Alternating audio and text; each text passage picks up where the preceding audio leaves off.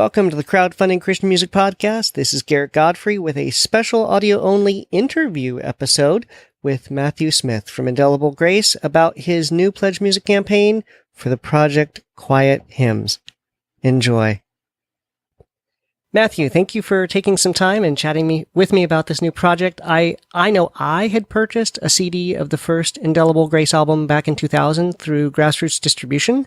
And then a while ago, we covered Kevin Twitt's Kickstarter campaign for the Indelible Grace 7 album, but I'm sure we've got listeners who are hearing about Indelible Grace for the first time. So before we discuss your project, can you provide a bit of background on Indelible Grace and how you fit into what's going on? Sure. Indelible Grace is, the first album came out in 2000, like you said. I was a college student at Belmont University. And what had happened is that Kevin Twitt, he's a college minister there at Belmont. And in the Bible study that we would do every week, he would use hymns, old hymns, like 200, 300-year-old hymns. But he had taken several of them, especially obscure ones, that there wasn't a melody to per se, or a known melody to, and would write new melodies to them. And we would sing those at our meetings. And I just loved them and connected with them. And then, he invited us to try our hand at taking these old hymn texts and writing brand new melodies to them. So I did one called Come Ye Sinners. And then soon after that, he decided to record an album of those hymns. And that was the one that you bought in 2000. So we've been doing it ever since. And it's me and a bunch of other artists, including, Sandra McCracken, Jeremy Casella, Emily DeLoach. And we've been doing that ever since. And so I've been a part of it since the first song on the first album. So now this campaign labels it as Matthew Smith from Indelible Grace. So this is a standalone project? Yeah. This is my fifth or sixth solo album. I've lost track. So I've put out a few of my own, but same concept as Indelible Grace. It's old hymns with new melodies, except that this one, it's half new melodies and half traditional melodies. So it's a little different for me. So what compelled you to put this collection together? I came up with the idea of Quiet Hymns 11 years ago, believe it or not. That's when I registered quiethymns.com. I looked the other day and I was like, when did I come up with this idea? It feels like a long time ago. So while I was recording my second record, All I.O., I came up with the idea for this. And I've put a lot of records out since then, but I finally got around to this one. And it's based on the idea, the concept behind the album. When people hear Quiet Hymns, they might just think, oh, these are just quiet hymns, which it is a little quieter record for me than normal. I usually rock out a little bit more on my albums than I do on this one. But the real idea behind Quiet Hymns is from the book of Isaiah, when the Lord says, in repentance and rest is your salvation, in quietness and trust is your strength, but you would have none of it. And that has really, it's been one of the scriptures that just keeps coming to mind over and over again, because I know intellectually, right, I believe that that is where my salvation is. It's in repentance and rest, and that my strength is in quietness and trust. But I also resonate with the last part of that, with what the Lord said, you would have none of it. I spend my days fighting that rest, fighting that quiet, and trying to retain some illusion of control over my life and my circumstances. And it is an illusion. And so I wanted to put together this album for people like me who struggle with that, who need to be reminded, not just intellectually, but deep into our hearts, that quietness that's found only in the Lord is where our true rest and salvation is. And so that was the concept behind this album. And that's kind of the theme that weaves all these songs together. Yeah. So what are you most excited about with this particular collection of songs? Yeah, with this particular collection of songs, I the thing that springs to mind, obviously, songs are like babies. You can't you can't like choose your favorite one, or, they're all pretty special to me. But the first song on the album is called God Himself. And I've got a video for that I'm really excited for people to see, which I gathered together 19 of my friends and family, I guess 18, I'm the 19th. And shot a video for that where we're all singing along to the song separately and edit it together, just with my voice over it. It's just the recording over it, but they're all kind of, they sang along and we edited it together. Because that song resonates with me because it says God himself will dry your tears. God himself will soothe your fears. And ties into the idea of the album as a whole is that God is the one who will care for us. God is the one who is always present as our life circumstances shift around. He is the one who is a constant. And I wanted to draw out the image of God in the faces of my friends and family, because that's a reminder, even when we look at each other, we're all made in the image of God. And so I really wanted to have that concept. So I'm putting out that song first before the album, so that song's on iTunes and all the other services before the album comes out. It's also streaming on my PledgeMusic campaign page for free. But yeah, that's kind of where I'm starting with this album. I was going to ask about that track because it was the one song out of them that I didn't recognize as a hymn. Oh, yeah, yeah. No, it's a hymn, Horatius Bonar. Wow. Yeah, exactly. Yeah, I changed some of the thous and these. So, the second song on the album is Thy Love to Me. And I couldn't change all those these and thous without breaking rhyme. Oh, sure. And so I don't, sometimes when you see hymns that have been rewritten explicitly to take out all the archaic language, you're like, yeah, I don't like what they had to change in order to make this rhyme. Their next line wasn't as good. Yeah. So, but with that one, it was God himself will dry thy tears. God himself will will soothe thy fears. And that was pretty easy to change. Yeah. So yeah, it sounds really modern, but yeah, Horatius Bonar, one of my favorite hymn writers, is who wrote the text of that. So I really like what you added at the end of I Need Thee Every Hour. Oh, yeah, thank you. Do you ever get nervous changing classics as you modify hymns? I mean, obviously, if it didn't have a melody before, then giving it an alternate melody is fine. But do you have people criticize you about you changed my favorite song or something? Or do most people connect with it? The ones I normally do, on the Indelible Grace albums, we've done a few familiar ones that we've written new melodies for. I tend to find pretty obscure hymns that are not in any modern hymnal.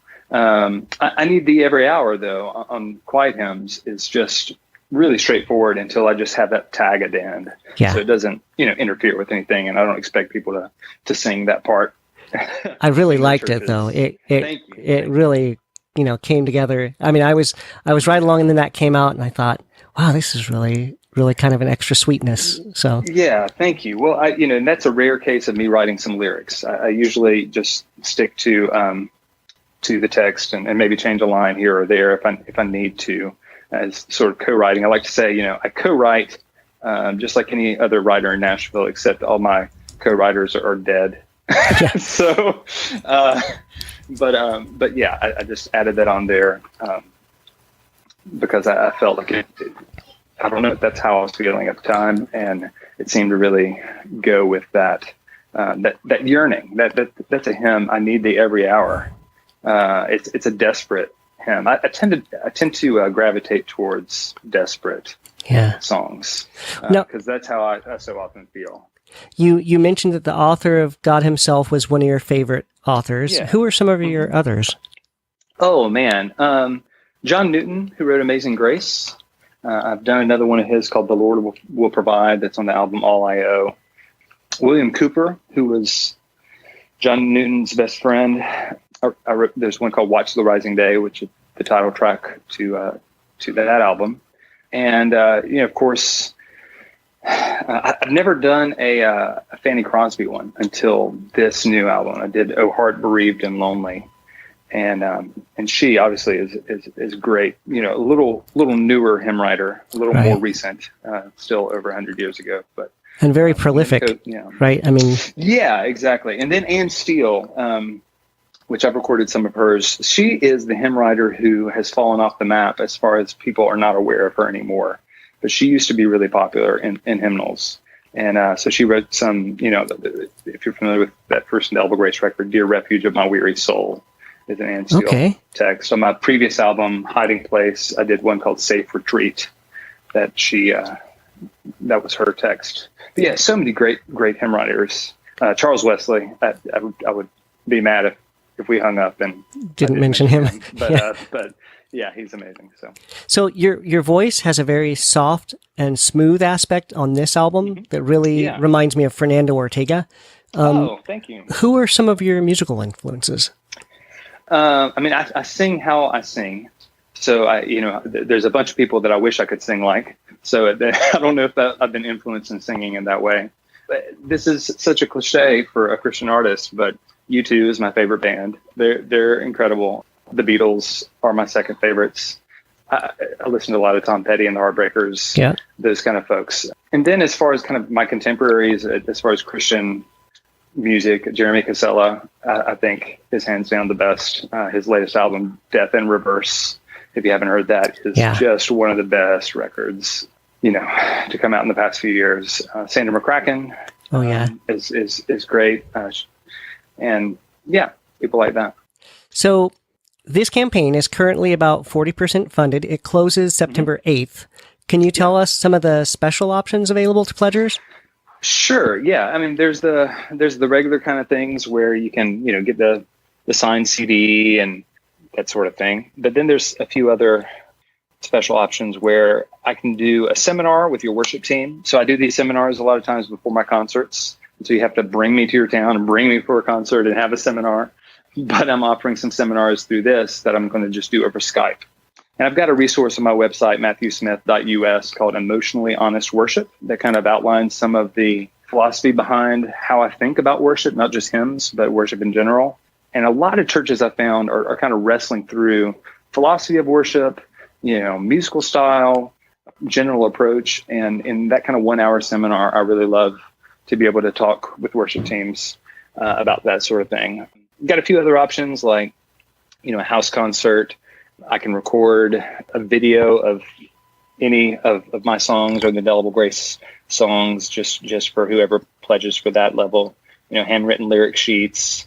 I've got some vinyl. I've got vinyl for Watch the Rising Day, that album, and a signed CD of quiet hymns. So yeah, there's several fun options on there. A lot of good stuff there. Okay, so now Indelible Grace has been putting out specifically hymns for decades. More recently, you mentioned the Fanny Crosby album. Pacific Gold has been rewriting hymns. And then I know like the last Audrey Assad album was a hymns album. I'm seeing a lot more crowdfunding campaigns specifically for hymns. Do you feel like there is an actual resurgence of interest, or am I just noticing it more? No, there is an actual resurgence. I was just on Tidal today, Jay-Z's streaming service. And I noticed that one of their featured playlists for Christian music was modernized hymns. And I was like, man, when I first started doing this, just explaining the concept of old hymns with new melodies, people looked at you funny. And that went on for a while. And now there's a lot of people who've never heard my name or Indelible Grace, but it's something that we started and we're glad to not, be well known. That's fine. But the influence, that was really Kevin Twitt, who started Indelible Grace. His goal was to really spread not just our hymns, but the idea. Yeah. And that's really taken hold. So there's more. I used to be aware of every hymns album that came out. And now I have people like you say like, have you heard this one? Have you heard that one? And I'm like, oh, wow. No, there's a lot. Yeah. Well, now I know back in the mid 90s, I'd been working at a Christian bookstore and we had like several volumes of a book that was biographies of hymn writers. And so when you realize that this person who wrote that hymn came from this background and you realize, oh, wait, the guy that wrote Amazing Grace had been a slave trader. I mean, like, holy smokes. Now the language of saved a wretch like me, like he's not just being metaphorical. He really understands the darkness of each person's heart. And do you find that when you're doing shows, do you find people understand whose works you're singing or the background of the authors or? Yeah, I don't usually explain them too much. Sometimes I'll mention a story or two, but I usually don't. Maybe I should more. But yeah, the stories are amazing. Like William Cooper, which is spelled Cowper for anybody who wants to Google it. It's Cowper, but it's pronounced Cooper. He was John Newton's best friend, like I mentioned earlier, and he really suffered from mental illness, and we don't know if it was schizophrenia or just major depression or what. but he was clearly very, very mentally ill. And he wrote out of that place. And in the good times, the times we can see a little bit more clearly, he would write. So, one of his famous hymns is God Moves in a Mysterious Way. And you can, once you know the stories of the hymn writers, you see those things in their writing. Yeah. And some hymn writers will also just repeat phrases. They'll kind of reuse phrases within their hymns. So Anne Steele, Dear Refuge of My Weary Soul, she uses the phrase Dear Refuge again in Safe Retreat. And, those kind of patterns. And you kind of just get a sense for their personalities through their writing once you know kind of where to look. And especially if you learn some of the stories behind them. A lot of tragic stories behind these hymn writers' lives. But I think, we all have our tragic stories and circumstances. And that means a lot to me, just thinking of these people lived 200, 300 years ago, did not have electricity, much less iPhones. On the surface, they seem very different from me. But then when I look at their struggles and I look at their hope, they're exactly the same. Tragedy is going to strike a lot of people, but what kind of sets this apart is who they hold on to as their anchor in the midst of that tragedy, and then they kind of give a voice to that spans time, Right. Yeah, and there's a hymn on Quiet Hymns called Keep Us Safe. It's a hymn about death. And I know that people, I always joke it's sort of the catchiest song on the record and the most rockin' song on the record of a not very rockin' record. And I'm always like, yeah, it's a song about death. I've been joking to my friends before the album's released. Yeah, the hit is the one about death. But, Kevin Twitt, he's been asked, what do you look for in a song? And his answer is, and again, he's a college minister. He said, I look for songs that prepare my students for their encounter with death. And whether some people escape major personal tragedy in their lives or not, that tragedy is coming to us all. Yeah. And being able to look at that with clear eyes and look at our salvation through those lens of our mortality, I think can reframe and reprioritize our lives in a significant way and point us to Jesus. Oh, yeah. Okay, so to make things a little bit more personal, what's one thing that you wish your fans knew that you needed, and how can they best come alongside you? I think the encouragement. I get a lot of encouragement, but it's been so amazing to see people pre-order through this PledgeMusic campaign and even leave notes on that. You get the access pass. So I put up special things for them to see and hear, and behind the scenes videos, and just the comments that they leave on those have been really significant to me. I don't think people really realize that. It's a pretty isolating thing being an independent artist. You're working on everything yourself. You're doing all the jobs and booking the concerts and all this kind of stuff. And it seems, exciting from somebody who is not, hasn't done it. But it's also really can be a grind to make sure that you do all the things, and just kind of be able to pop my head above the water in the midst of preparing to release this record, preparing to go on tour this fall, and just have somebody say, hey, this song means a lot to me in this specific way. Those specific comments really mean a lot to me. I think most people don't realize that. So you mentioned tour this fall. Do you already have that nailed down, or if areas, parts of the country wanted to kind of... A few dates haven't been posted yet, but most of them are up on my website, matthewsmith.us. We're going to the Midwest in September, and sort of the Mid-Atlantic region in October. That's Virginia, Maryland, Pennsylvania, New Jersey, that kind of area in October. And then these aren't posted yet, but in November, I'm going to be in the Pacific Northwest. So Oregon and Washington. And I actually have a few dates left available. If anybody is in that area and wants to contact me, they can just go to matthewsmith.us and hit contact. So I'm really excited about that. Very cool. Well, I'm excited to learn more about this project myself and to be able to share that with the listeners as well. So you said matthewsmith.us. Right. Is a website. Website. And then for the pledge campaign, they can just go to quiethymns.com. Perfect. Right to my pledge. Excellent. Page, yeah. Quiethymns.com. Thank you very much. Thank you. I really appreciate the chance to talk to you. Once again, his website is matthewsmith.us, and quiethymns.com will bounce you right over to his Pledge Music campaign. Be sure to check it out. He's got a video there. He's got the song God Himself. That's the first cut on the new album. Definitely check out the different packages available. And until next time, remember, great music doesn't just happen. So get involved.